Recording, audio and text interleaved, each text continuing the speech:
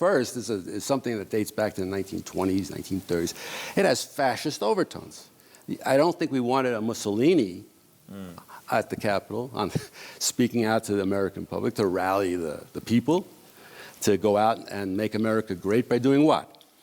I thought a lot of his pauses, apparently to get some sort of acclaim, Applause. it didn't work.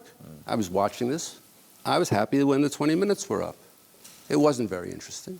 But I think some of what he said, if you're going to be an analyst, if you're going to think about the words rather than the hoopla, if you're going to think about what he could have said, what he didn't say, and what does that mean for the next 4 years in the most powerful country in the world, then that's what we need to look at. I thought, it was very interesting from a human, nice human touch. He was signing all of the orders installing cabinet secretaries, giving out the pens, laughing and joking. It was pointed out that one of his best buddies is, Senator Chuck Schumer from New York, who's a Democrat, a liberal. And I've said it as well. Donald Trump in the 60s, 70s, 80s, he was part of the New York crowd. They all went to the same parties, Hillary Clinton, Bill Clinton. They're all part of the same group on a social level. And Donald Trump was not known in the late 80s for having any strong opinions against Planned Parenthood and things of that nature. And I think it did show all the children, all the grandkids, which is kind of interesting, and a give and take. I don't believe that he's going to be manipulated by the people around him. One aspect I think about a personality like that, like he has, is he doesn't. Whether he wants yes men or not, he may want yes men, but not yes men who then stab him in the back. And I don't think that's going to happen. So he may, in fact, have no interest in stirring up a lot of problems at the state levels over social programs, over trying to ban homosexual marriages or gay rights. These are things that are emotive, but I'm not entirely certain that he's going to let people in his cabinet and his administration run riot and also violate federal laws. All right. As we're winding up, one of the things, of course, one of the huge responsibilities many will expect him to do is to unite Americans. In his speech, was there anything that talked or felt like it was bringing Americans together?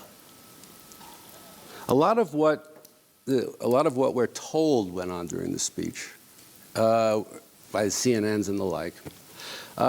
It's not. He said some of the right things, but then, of course, how is he going to do it? Again, I'm not down to the content of how it's going to be done. I don't think that he was very clear about we're going to eradicate radical Islamic jihadists who are threatening America.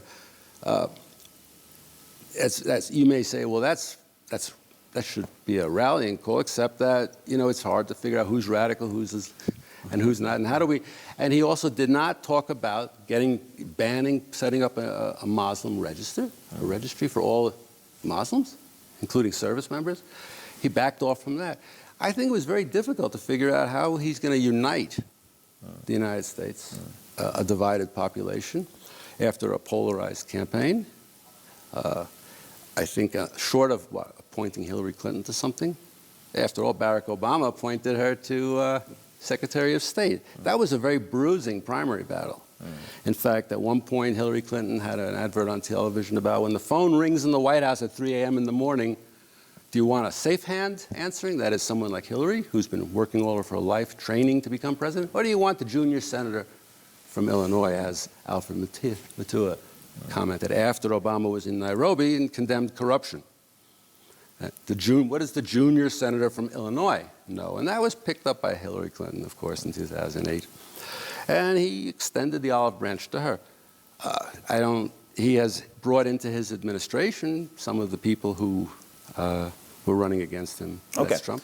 But the party itself, the Republican Party itself, is not as divided from the Democrats as you might think.